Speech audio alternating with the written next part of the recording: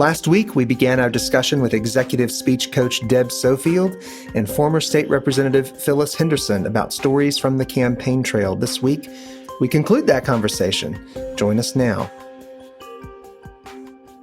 I don't think it's innate. I think anybody can be trained to do the things we're talking about. I disagree. Okay. Deb. Because here's why.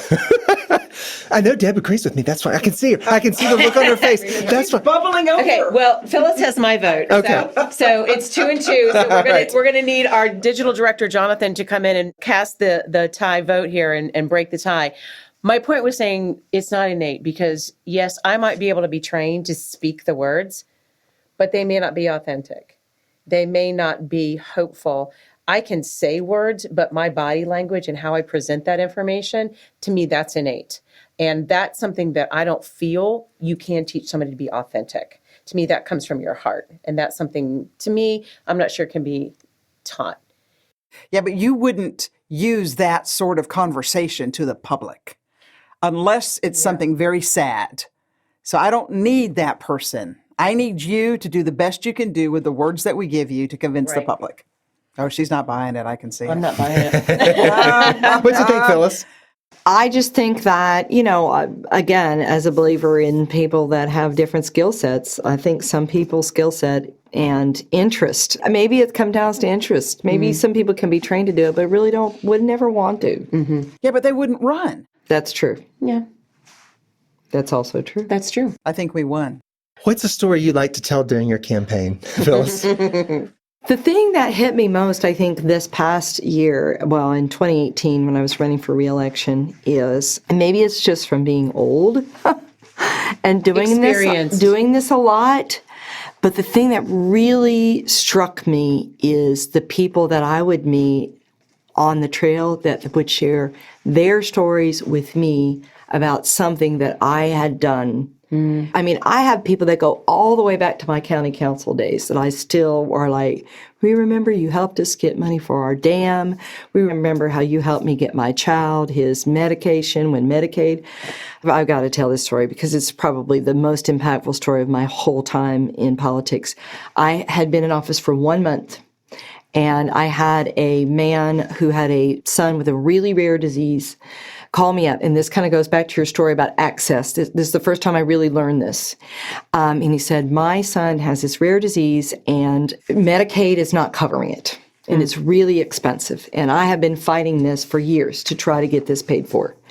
And you just got elected. Can you help me? And I was like, I don't have any idea, But I called HHS and I set up this meeting. And so we go down there one morning and we we walk into this conference room and there's like 8 people around the table. And it's like the pharmacy manager and all these people. And he has got a binder that's probably 6 inches thick of all the attempts he's tried. He's ordering this drug from Canada. It's so expensive, blah, blah, blah, blah. And he sits down at the table and he gets this binder and he opens it up and he's ready, takes this big breath like he's ready to jump in and make his big, I don't know anything. I'm just standing there going, well, I called these people and they came to a meeting. That's it. And he starts in on his story and 10 seconds into it, they stop him. They're like, oh, excuse me, Mr. Thomas, look, we've talked about it. We're going to cover your drug. And I will never forget, he sat there and he just stared at the book. And tears started coming down his eyes. And he looked up and he was like, I was prepared to make this whole speech. And we walked out and within 15 minutes, it was over. And that's when it hit me that because of the position, we are able to access things for people. That is what this job is about. Mm-hmm. And when I see people in politics who are doing it because they just want a platform to spout off, or they want to use it as a stepping stone to be the congressman or the next thing or whatever, I'm like, you don't really, in my opinion, don't get what it's all about. So that kind of story, I had some lady come to the door once and be like, oh my gosh, hold on. And so she calls her little child to the door and she's like, this is Miss Phyllis, she's the one. And she's like, you probably don't remember me, but I called you about, some service they needed and it had to do with my disabled child and all this kind of stuff. And this happened to me. I could probably go back through my Facebook now from last year because I started posting these, that people would share their stories with me about over the years. I guess this is what happens from years and years of service, of things that I had done to help them and how their lives were changed. But then I would use those to share with other people. Like, this is what it's about. It's the serving the people and the impact you have. But yeah, those were some really, really great moments. Wow. I appreciate what you're talking about, the political position providing the opportunity for stories, and that gives access to solutions. And that's the place of service. And in some cases, I'm hearing you say we've lost some of that mindset of public servant being the one who is the caretaker of the stories in order to provide those solutions. So appreciate your service. Thank you. Okay, Deb, so let's say you're working with a client who wants to run for office. How do you help them craft that core story of their campaign? So I like to think of it as building a house. And we're going to build your house really big. Now, you may not put furniture in every room, but we're going to build the foundation. And that foundation is your story. Who are you? Why are you running? Why does this matter? So let's figure it out. And what happens is, as an elected official, we're invited over and over and over to events. But I don't want to hear your same story over and over and over. So I try to convince them, build the house, but give me 3 stories. Americans think in 3s. It is a magic number. Use it. So we're going to come up with 3 stories in our life, about what we're going to do. And so if I speak to your group, I'll say, listen, let me just go with the basic. Crime, education, and taxes. But today we're going to talk about taxes. Now, when you hear me again, hopefully I'll say crime, education, and taxes, but let's talk about education. And then let's talk about crime, education, taxes. And we'll pick the next one. And the reason you do that is if you use the same thing over and over and over, and you're seeing this on the campaign trail now, we're not listening. Nobody's listening anymore. So craft your house, build it big. And you may never get to the attic, but by golly, the longer you're in this business, you know where to place those stories. And there's stories for different audiences, but the message is always, the core is always the same. I have a client right now in New Jersey. She had a very rough life, and she's told that story so much that nobody cares. And it's so her, and she just wants to tell it. But I was reading some of her other work, and come to find out she passed a law. When she worked for a senator, she helped write a law that every college campus now is a beneficiary of the Clery Law. A family's daughter was raped and murdered. And once you're on a campus, it's like, it's campus police, don't tell the public. I'm not going to delve into all of it. But that's a big deal. And so she's going before a new audience. And I'm like, you can't tell me your hard luck story. I'm just tired. And you can't tell me the 9/11 story because it's just too emotional. So now let's talk about something that is true, that you did, that is life-changing. And it's a winning talk. It's a winning talk. It's her story. I just had to help her polish it and buff it up. So 3. 3 is your magic number. Make sure you use it.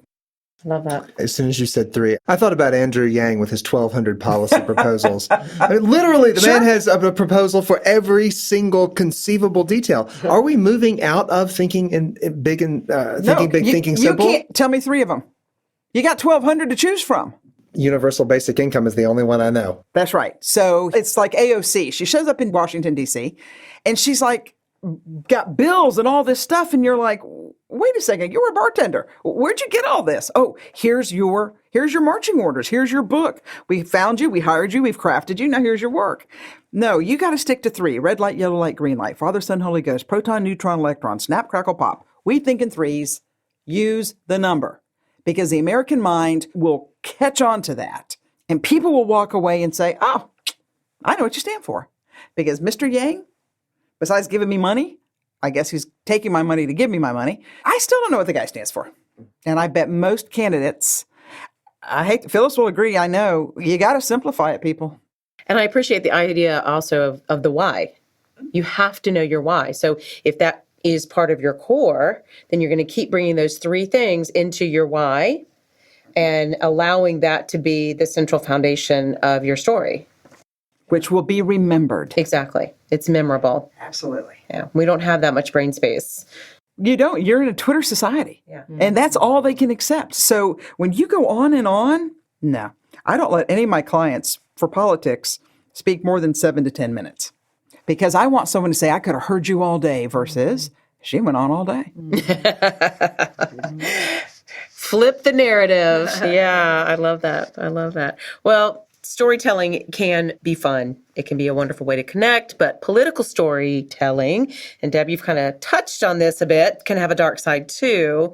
It tends to focus on villains and victims and threats and fear. And so if you had a magic wand, Deb, and you could wave one over every political candidate, not necessarily getting rid of them, but maybe because that maybe poof, you're gone. No. If you could change one thing about political storytelling, what would you change? Humor. You've got to craft it. So I'm sitting at my chiropractor's office. I am newly elected. My picture comes up on the TV screen. True story. And I think to myself, oh, Deb, you rock. You look good. You know, you see something and you hear something, there's a disconnect. The music they were playing behind my picture was the old Sonny and Cher song, Gypsies, Tramps, and Thieves. Oh, no. I sent that to Reader's Digest. It was printed. My mom has all the copies. Yeah, that's a true story. And so an audience isn't always going to like you. Mm-hmm. And you're right. It can get nasty and dirty. And if you're the one who just says, you know what, let's just step back here. And you tell a story, you lighten the mood.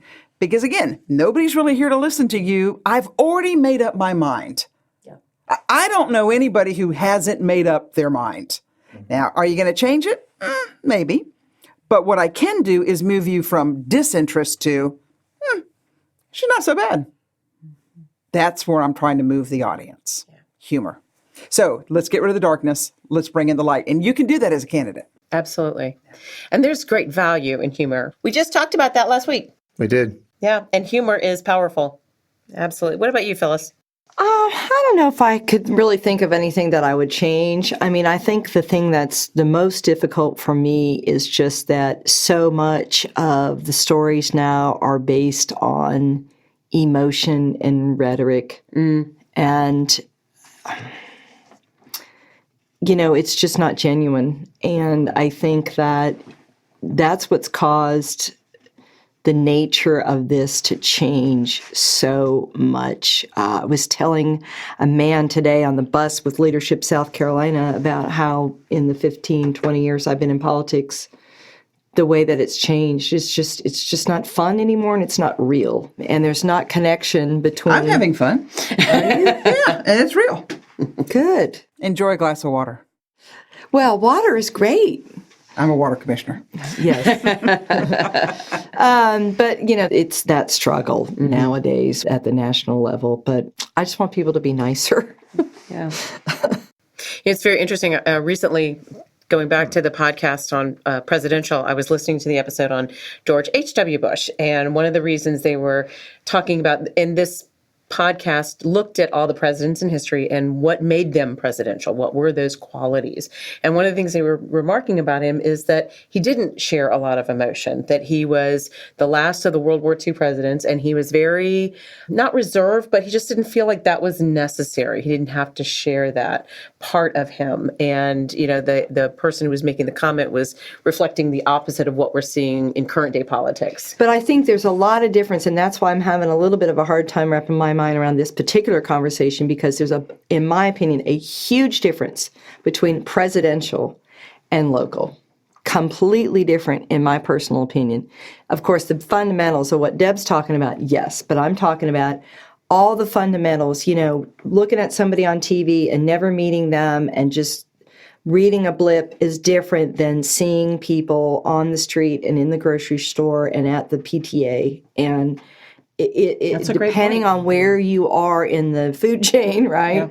Yeah. It's a different game at every level. And that's a great point. I heard one of the election commissioners talking about how sad it was that local elections are so poorly represented in voters because they're really the ones who are going to affect your life the most. Right. And they are the ones that have the least number of people voting. If your water's really bad, Yeah, but it won't be in won't be. Greenville. It won't Not be in Greenville. Greenville has the best water ever. No, come on now. There we go. There we go. No, I mean that very seriously. Greenville has terrific We water. do. We win nationwide. Yeah, don't get me started. whole podcast on it. Does anybody want to say anything about the next question on political storytelling becoming propaganda? I was only going to just tell you that in order to do this, you've got to go by the Godfather law. If you bring a knife, I bring a gun. If you put me in the hospital, I put you in the morgue. You have to hit hard, you have to have a zinger, and you have to have it pre-planned. This is the work you have to do. That is the only way to get through it, and that's what people will remember. So take it if you want it. This is why I sit here where no one can see me and interview other people. That's right. What advice would you give about storytelling to a prospective political candidate? First, what would you tell one of the national candidates, Democrat or Republican? And then what would you tell someone like me or Holland who might want to run or run out of office, run away for great storytelling? So, Deb, what about you? All right, so I am going to remind you, well, first of all, it's a hard question. And it's hard because of the 24/7 news cycle. Yeah. I mean, I'm telling you, every single day you're going to be hammered. Let's think through some of this. Cory Booker goes down in history because he's Spartacus. He breaks the laws of the Senate. He yells at a Kirsten Nielsen, a white woman, in the committee meeting. Anybody else would have been hung out to dry. So the difference on this stuff is pretty brutal. I like Joe Biden. I know his sister quite well. But Uncle Joe doesn't know if it's the Paris Peace Accord or the Paris Climate Agreement. So Uncle Joe has to go home.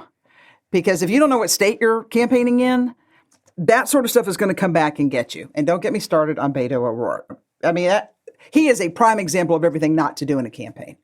So when you kind of come back to advice for storytelling for prospective candidates, get your story straight and figure out what your message is and why does that matter to me sitting in Peoria, Illinois? Because it's that message from Peoria to Greenville to Tampa, all over. It's kind of like when we know certain candidates speak to one audience and they suddenly become Southern and talk, and you're like, what are you saying? It's not right. It's not fair. It's insulting.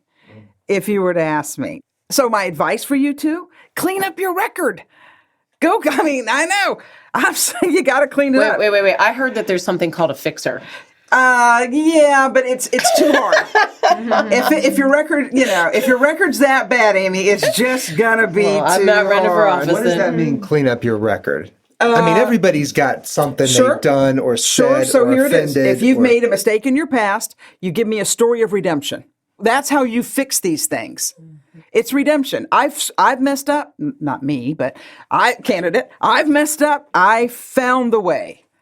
And I want other people to have the same hope for the future that I do. Because remember, if you're going to be successful, two things. The secret to success is short-crafted takeaways with a big idea.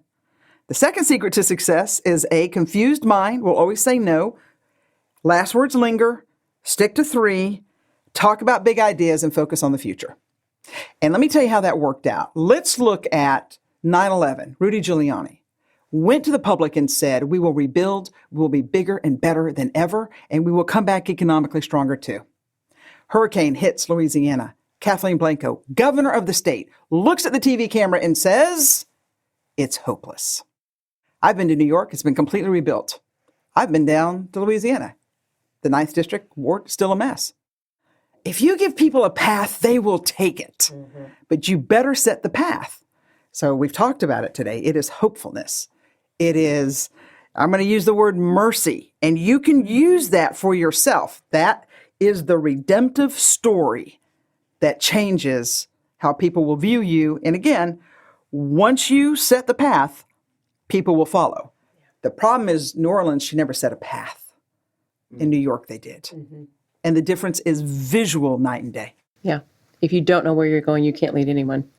But this is difficult for me. I mean, believe it or not, I don't watch television, so I have no idea what y'all are talking about. Some of it's just my choice, but I just think that for me, the way people treat people I want to see that you're a real human being and you have some compassion and concern for the people that you represent and the reason why you're doing this. Yeah. I think that if I felt like you were if you were running for an office because, you are wanting to be somebody or Padding my resume. Yeah, I don't know. Doesn't work that way anymore. I think it's just, it's a struggle that's very, very real for a lot of people.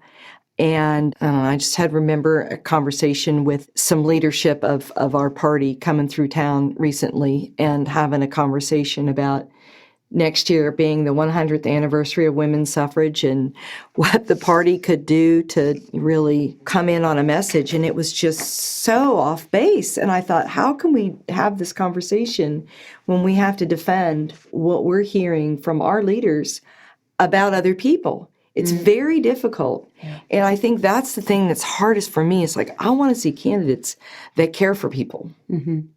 Yeah. And they actually show that. Mm-hmm. Well, that's that message of hope, Deb, that you were talking about. Having your why, having that message of hope. I would want to vote for somebody like that, too. So can you present that message? Should I vote for you? Of hope? Yeah. Yes, you can. I know you can. Your career, look at you. You've turned around. Well, that's true. That's true. But don't you think the message of hope is different for different people? Yeah, but at the bottom line, it gives you something to believe in. I used to think the word was ridiculous. And I used to teach. Oh, yeah. Don't worry about this word, it's ridiculous. And now, that's all some people have got. Mm-hmm. So I was wrong and I changed. There's the story of redemption. For me. For the word hope. Yeah. Right, yeah. Wow. Yeah, as you were talking earlier, Phyllis, about how people remember things you've done, my father had a small office in a small county in Kentucky, but 30-something years later, I was back in town with my mother. And this older couple recognized my mother, and they came over and said, "Do you remember us?" And she said, "Yeah." She pointed at me and said, "This is my son." She named my father's name, and the old man said, "Oh, I remember when he was county judge. I had gotten a speeding ticket." And he said, "I was really upset about it." And I took it into his office and I said, "I shouldn't have gotten this ticket." And he said, I was contracting with the county. And he took the ticket and said, "Well, you'd probably just find another way to get that money out of us, wouldn't you, with those contracts?" He said he just sort of put it aside. And he said, just don't forget things like that. And I thought, it's a ticket. It's $20 probably at the time. What difference does it make? But it does make a difference. That 30 years later, he remembered that and told that story. I thought, because he felt validated. Yeah. He was validated. Your father saw it for what it was, and he could laugh it off. Mm-hmm. And that man was not embarrassed. It saved his face.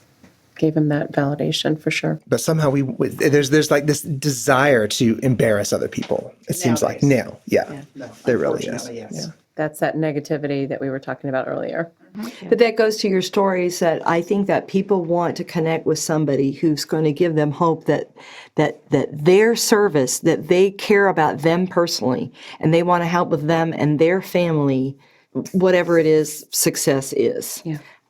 Because I believe there's too many people that are in the political arena that don't care about that at all levels. Yeah. And that's why we have 20% is a really great turnout. Unfortunately. All right. Last question. What's a metaphor to help us understand storytelling on the campaign trail? So I wasn't good in English, I got to tell you. So I had to go look up what a metaphor was. But I'm going to use one that probably doesn't fit your perfect definition. But politics is a business. So let's not forget that. And in that business, I want to remind you of an age-old saying that we give a lot. You dance with the one who brung you. So what happens in this game is you're always looking for shiny and new. But the people who will be there when it snows, when it rains, and when you're falling apart, pick up the phone and say, you should run, you should do this, you should do that. You dance with the one who brung you and stop acting like you're the belle of the ball. That's the differential. That's the one where I thought, if I had to leave you with advice, you're running for office, don't forget the people who helped you get there.